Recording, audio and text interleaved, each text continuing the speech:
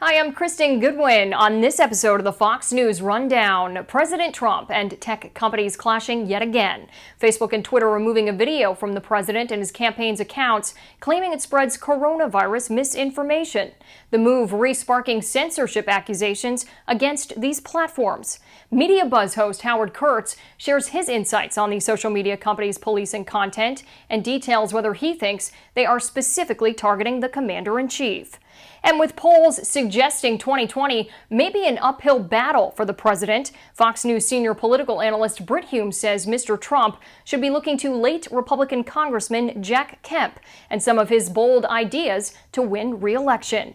Brit Hume joins the rundown to discuss the 2020 race, our country's response to the pandemic, and the new Fox Nation documentary, The Jack Kemp Playbook, which he narrates. Plus commentary by Fox News legal analyst Gregg Jarrett. The Fox News Rundown is a daily news podcast where we take a deeper look at the stories important to you. You can subscribe on your favorite podcast player by going to foxnewspodcast.com. I'm Bill Hemmer. I'm Dana Perino. I'm Chris Wallace, and this is the Fox News Rundown. Friday, August 7th, 2020. I'm Jessica Rosenthal. More and more content from the president and his campaign is being taken down from social media as the major companies insist the content is false.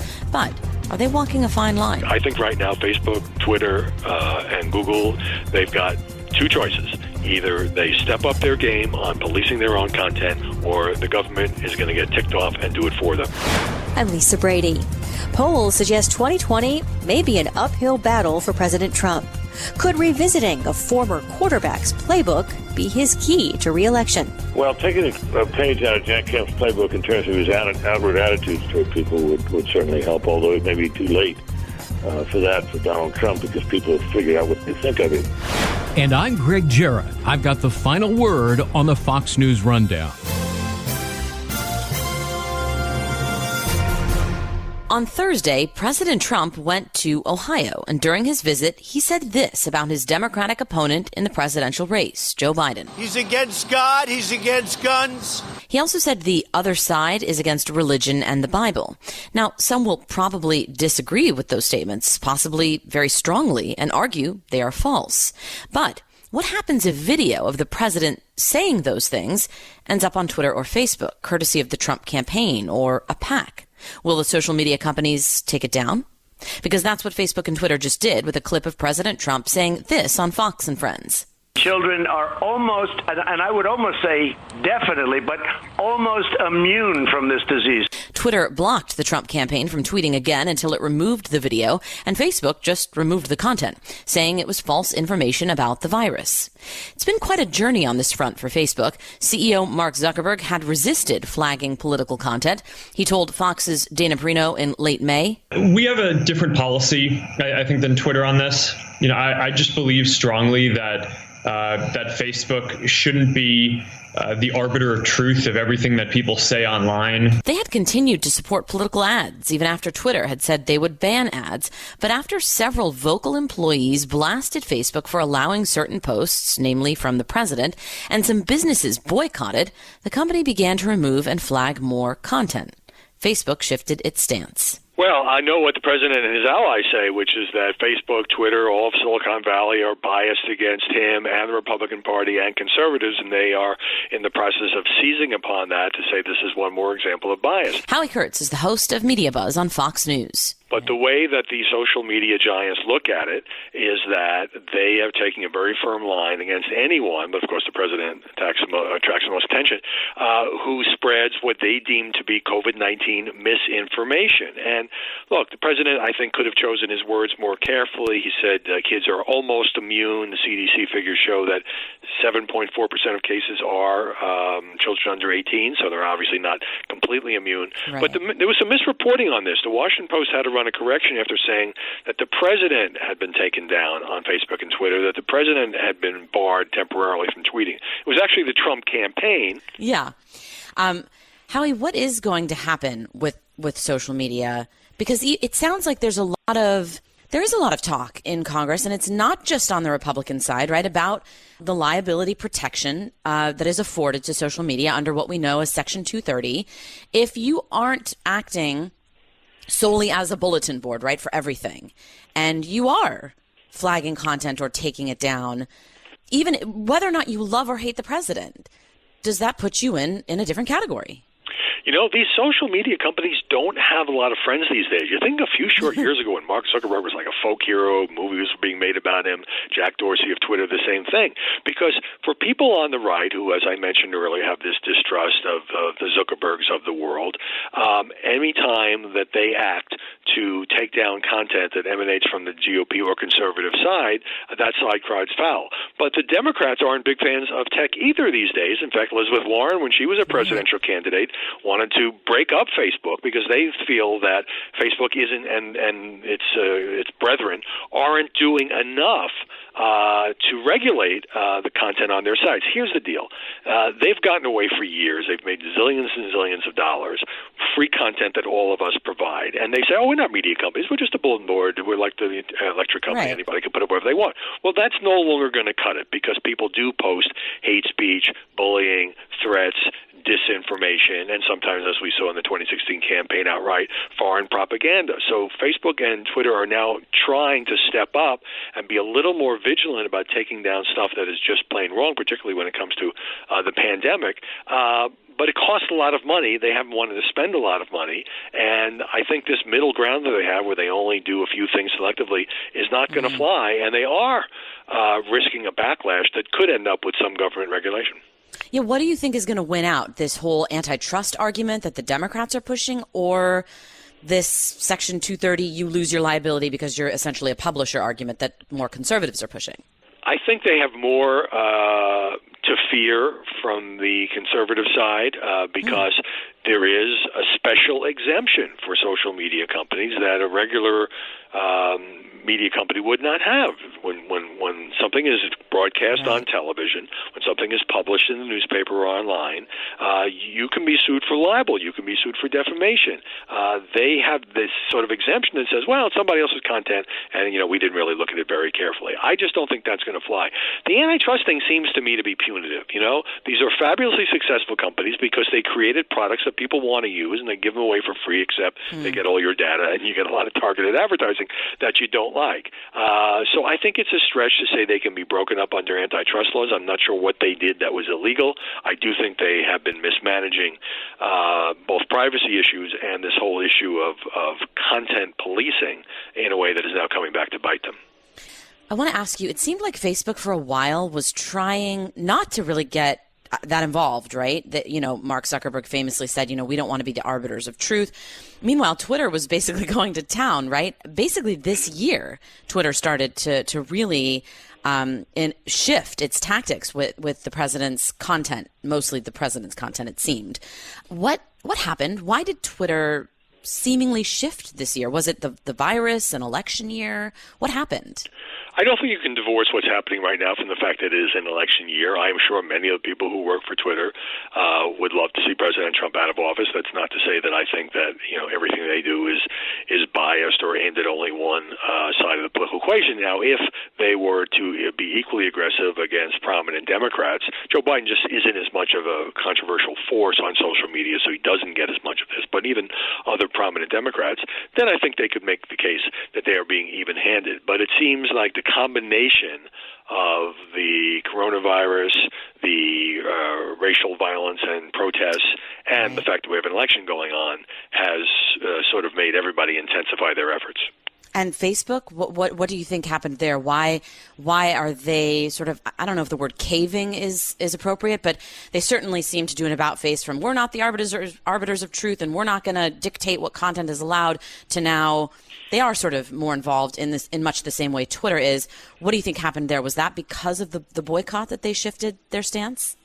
About 100 major companies did boycott, and I think it gave Facebook a big black eye, but Facebook is such a global force that it probably didn't, in my view, cause a huge financial hit.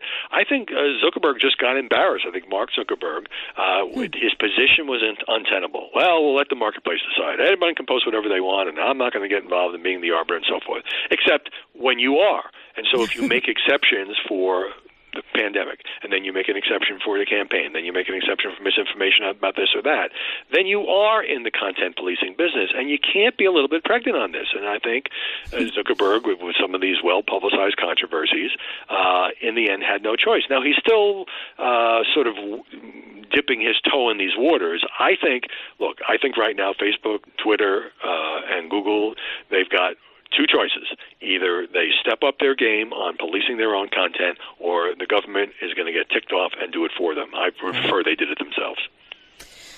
Okay, Howie, briefly before I let you go, let's talk about debates, or the talk about debates. Are they going to happen, or is this just some people in the media?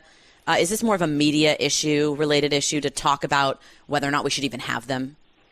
Well, there's two strands here. One is a number of media liberals, including Elizabeth Drew and Thomas Friedman, both writing in the New York Times, have suddenly decided that presidential debates are so silly and pointless and superficial. Let's just get rid of them, which is another way of saying Joe Biden shouldn't have to debate President Trump. And I think there are some who feel like Biden's ahead in the campaign. They'd love for him not to have to risk it all with a poor debate performance or two. And to me, that's hypocrisy, because if Donald Trump had blown off the debates in 2016, many of these people, their heads would have exploded. So I don't think that's going to go anywhere. Biden says he will participate. On the other side, you got President Trump, who wants to add a fourth debate, or at least an earlier debate, moving up to early September, in part because of the surge of mail-in voting, which he also opposes. It is true, a lot of people will have voted by the time we get around to what is now scheduled to be the first debate in late September. I think the Commission on Presidential Debates, which is independent, which picks the moderators, which decides the dates, it's much better for everybody and healthy for the whole system if they get to make these decisions. Now, they could decide to move up a debate. I doubt that will happen. I do strongly believe that this fall, just as in every 4 years since 1976, we will see debates between these two candidates. I want to ask you briefly about optics as well, right? We're not having normal conventions. Wondering if that takes something away from the political process. I imagine, of course it does, right on its face, of course. But is it somewhat irrelevant right now because everybody's sort of on the same page about this virus? So if no one is holding the grand convention and the grand acceptance speech, then it's just an even playing field, and we move on from this. Yeah, but there's no question that, it's unfortunate and yet it's necessary to not have, 30,000 people descending on Milwaukee or Charlotte, or it was going to be Jacksonville before the president pulled the plug. But it does make for sort of an antiseptic campaign. I think Joe Biden has done very few interviews and very little in-person campaigning. I understand why. I'm not sure he can sustain that in September or in October. I'm not saying big rallies. Nobody's going to be doing that in this environment. And I think the president has an advantage there because he's got the giant bully pulpit. He can have the coronavirus briefings every day in the White House. He is getting, at least 10, if not 100 times more coverage than Biden. The twist here is that Biden people like it that way because they think the president is often hurting himself, and they're adopting this low-key strategy, all of which means these three debates, even if they're just in studios with no audience, are going to be probably even more crucial than usual for that small minority of Americans who haven't already made up their minds about this presidential race, and all the more reason why I hope they come off as planned. Howie, finally, the Biden folks might like that they think the president hurts himself. Is Biden hurting himself as well at times when he goes out there? Some of the comments that have been made about, especially we're in this time of racial tension, the former vice president recently said the Latino community's different from the African American community because it has diversity of thought. And the whole, if you don't vote for me, you ain't black. Are those kinds of things getting in Biden's way, or is he treated just so differently by the media and by his base that it doesn't matter? No, I think when Biden makes a significant gaffe, it gets a lot of media coverage. But because he is doing so few interviews and because he's taking so few questions from his own press corps, he just isn't providing as many opportunities as would be the case maybe in a normal non-pandemic campaign. So it seems to me, if you look at the scoreboard, look, whatever people think about President Trump, he talks to reporters virtually every day. He sat down for an hour with Chris Wallace. He sat down for a half of an hour with Jonathan Swan of Axios. He may make mistakes in these interviews, but he's out there, and he's doing what I think every candidate has to do, hitting major league pitching. The press needs to be much more concerned about Biden's lack of access, and there I think a little bit of bias is showing. There should be a drumbeat every day that Joe Biden, he's the nominee of one of the two major parties, should get out there and answer questions. And by the way, if Biden doesn't do more of that, he may be a little rusty when it comes time for the actual debates. Howie Kurtz, thank you so much for your time. Good to talk to you.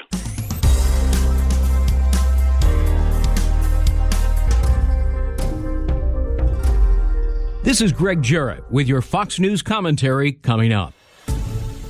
Politicians often talk about reaching across the aisle. Jack Kemp actually did it, but he also managed to help build the foundation for the Reagan Revolution.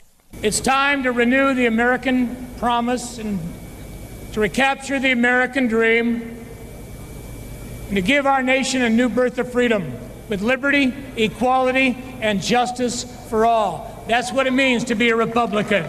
The former NFL star turned congressman who died in 2009 was an economic advisor to 3 presidents, housing secretary under President George H.W. Bush, and in 1996 became Bob Dole's running mate, pitching not only equality in that convention speech, but a fairer, flatter tax code. He also didn't take politics personally, and some conservative thinkers inspired by him are now advisors to President Trump. So could Kemp's way be the path to a Republican revival, or at least a boost for the Trump campaign? First of all, he was a charismatic figure with a radiant, outgoing personality. Fox News senior political analyst Brit Hume is the host of a new Fox Nation documentary, The Jack Kemp Playbook. And he's a man who, of such obvious goodwill that people of whatever political persuasions, I think, liked him and found him easy to be with and easy to get along with. And he was very interested in economics and made a kind of study of it at one point in his life. And he ended up being one of the most ardent proponents of cutting income taxes to boost the economy. It was an idea that was eventually adopted by Ronald Reagan, who passed a bill which was along the lines of what Jack Kemp had been talking about. In fact, it was often called the Kemp-Roth tax cut. It was named for Kemp and a senator named Bill Ross from Delaware. The reason why it had Bill Ross' name on it is it needed a Senate co-sponsor, and he agreed to do it. But this was Jack Kemp's baby all the way along, and that tax policy has been a part of the Republican platform and playbook ever since. What else was in his playbook, and could it help for the president to follow it? Well, he was very much an advocate of civil rights, and you can trace that to his football career, in which he became a devoted friend of a number of black athletes that he played with in professional football, and he became one of their advocates and was very much that way all along. And of course, it related to his view about the effect of taxation, because he believed that the inner city neighborhoods could benefit from tax policies that attracted businesses to those areas.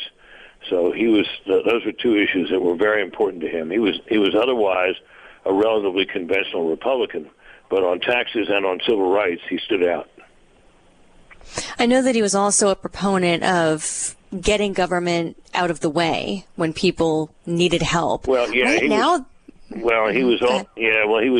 Jack Kemp was interested in deregulation as well, which has gone hand in hand with tax policy for many years now. And of course, you look at Donald Trump's agenda when he came in. What did he want to do? He wanted to lower the income tax rates, and he wanted to cut back on the regulations. And it's a pretty good argument as to which of those two policies had the greater effect on the economy. I happen to believe that the deregulatory policies were very, very important, and maybe more important than the tax policies. And Kemp was always an advocate for that. He was trying to clear the way for enterprise areas and enterprise zones, and he wanted businesses to flourish and to hire and to do all the things that have so benefited people through the years. Right now, though, it seems like a real tricky argument to be a fiscal conservative, especially when Congress has already spent so much on pandemic-related help. Kemp wasn't particularly a fiscal conservative. In fact, he was an opponent of what some people at the time called green eye shade economics. In other words, he was not.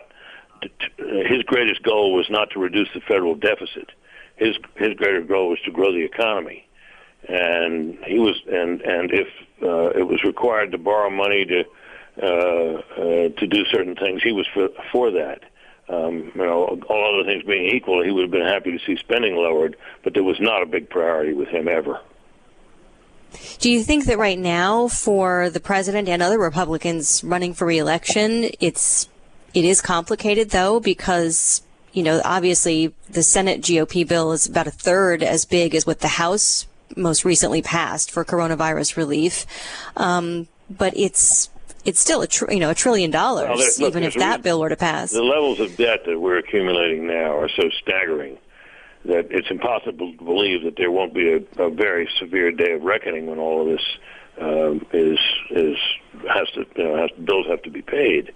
And the worrisome thing is that the easy way out of debt for a government is to inflate the currency, which makes the debt that's owed worth less. And my fear, as somebody who's observed this through the years, is that that's what will end up happening. But I can't trace my thoughts about that to anything Jack Kemp ever said. That wasn't his great preoccupation.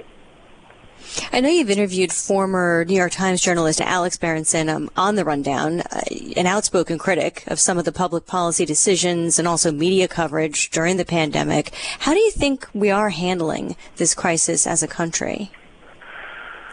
I think we've struggled because I think we made a terrible mistake. I think the shutdowns in which we engaged, in which we're now in some places engaging again, are the worst public policy decision of my lifetime. We've known from the start some things about this disease. We knew that it was extremely dangerous to elderly people, and especially elderly people with certain pre-existing health conditions, and the death rates from this disease of people in that age group, 70s and 80s in particular, bear that out.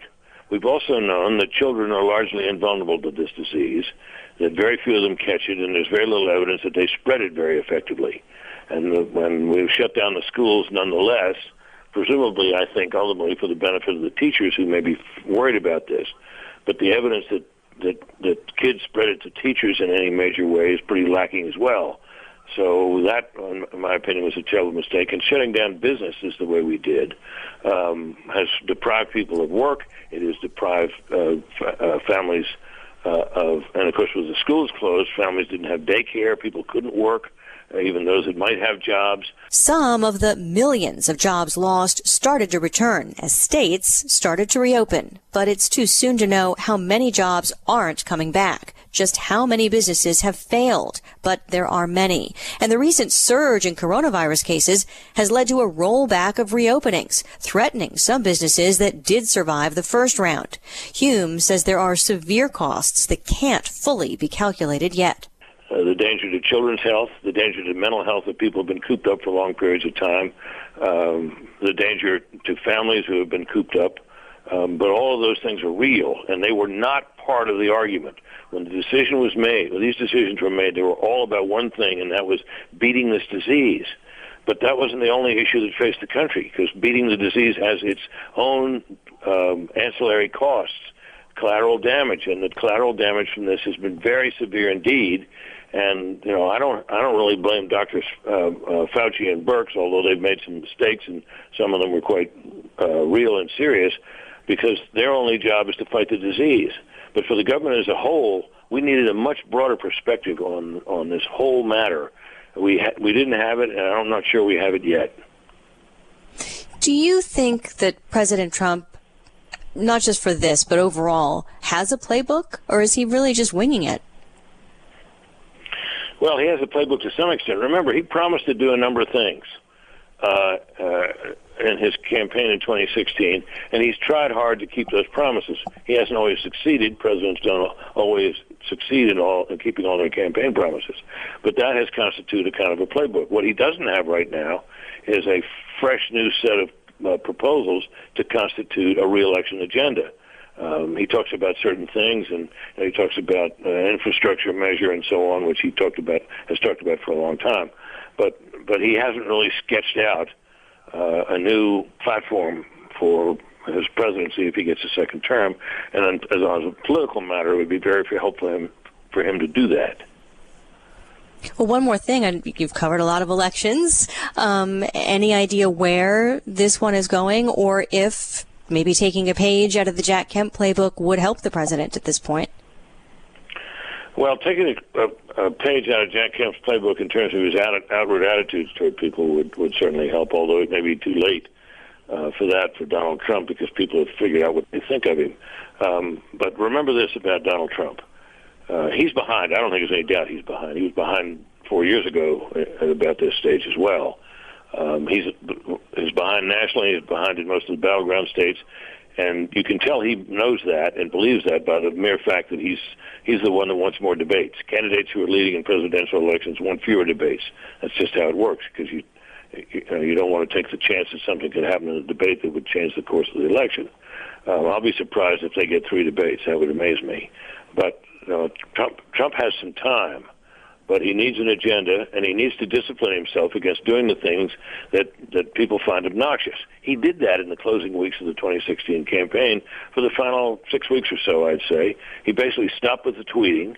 He went to all the states that he needed to go to, and he got on the messages that his polling and what his advisors were telling him, and what I think he as well sensed he needed to talk about. And he ran away with the election and won it. Came from behind and won the election. Well, he's behind again. He's got a lot of work to do. Fox News senior political analyst Brit Hume, thanks very much, sir, for your time. You bet, Lisa. Thank you very much for having me on.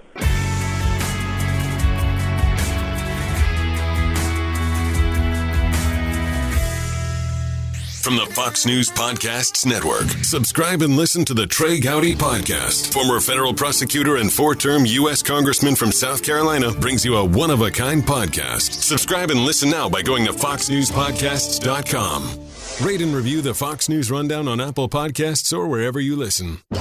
And now, some good news with Tanya J. Powers. Lorenzo Liberti is on a mission. He's a high school sophomore from Florida who makes hand-carved wooden U.S. flags. It all started last January when I went to go feed the homeless with my church and my family. I met a homeless veteran, and it kind of just stuck with me from there. He's putting his art out there in a big way, as he told Fox News. My goal is to get right now a flag in a hospital in every single state to support our new heroes. He's got a special connection to one of those frontline workers, too. His mom, who's a physician's assistant. I do it to support our heroes in general, the ones that are forgotten, and everyone who risks their lives day in and day out to make a better USA. The flags come in different sizes, including 3 feet long, with the biggest being 7 feet long. One has a thin blue line to honor law enforcement, while another has a red line for firefighters. He says a 3-foot flag takes about 15 to 20 hours to make. Dedication, wake up early, go to bed late. So it's a lot of carving, torching, staining, and drilling. As for after high school, he says he's already thought about that. Possibly join the military, and Coast Guard probably. You can see the flags and learn more at Lorenzo's website, heroicflags.com. Tanya J. Powers, Fox News.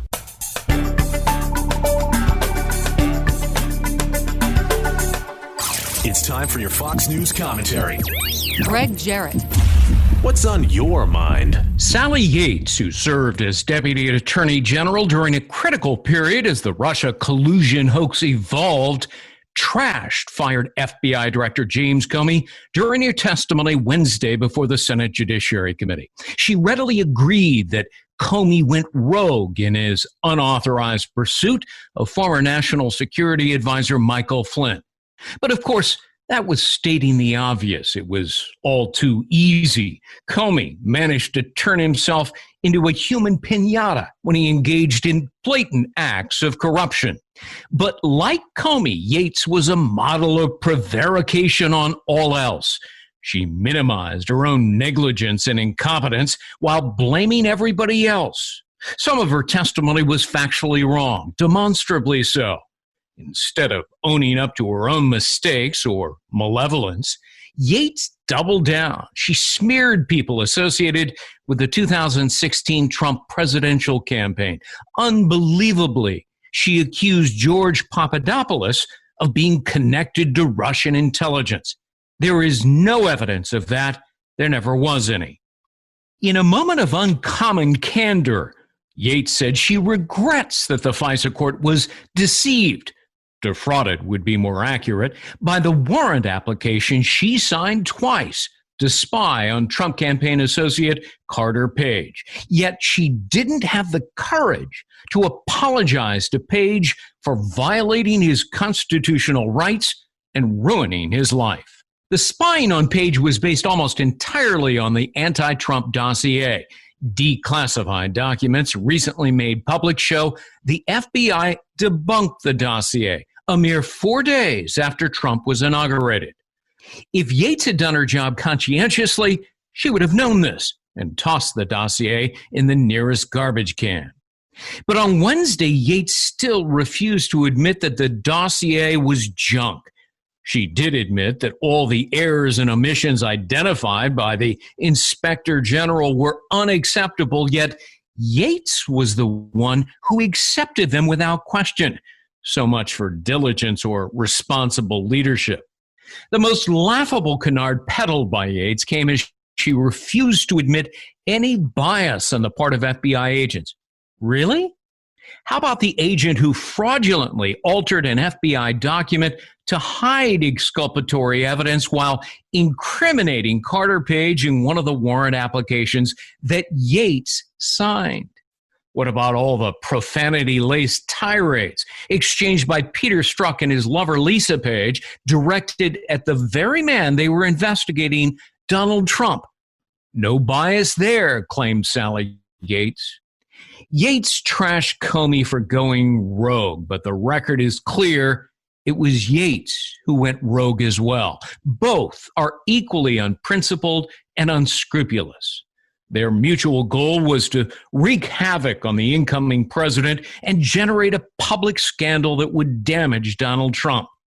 Sadly for the nation and the institution of the presidency, they managed to accomplish it. I'm Gregg, Jarrett, Fox News legal analyst. Be sure to pick up my latest book, Witch Hunt, the story of the greatest mass delusion in American political history. You've been listening to the Fox News Rundown. Stay up to date by subscribing to this podcast at foxnewspodcasts.com. And for up-to-the-minute news, go to foxnews.com. It's the latest from Fox News Podcasts, The Campaign with Bret Baier, with updates from reporters on the trail and in-studio experts. Bret keeps you informed on the 2020 race. Go to foxnewspodcasts.com and download The Campaign with Bret Baier now. Love Fox News? Click the subscribe button to get more of the news and opinion you trust. And click the Fox News Rundown playlist for the latest episodes.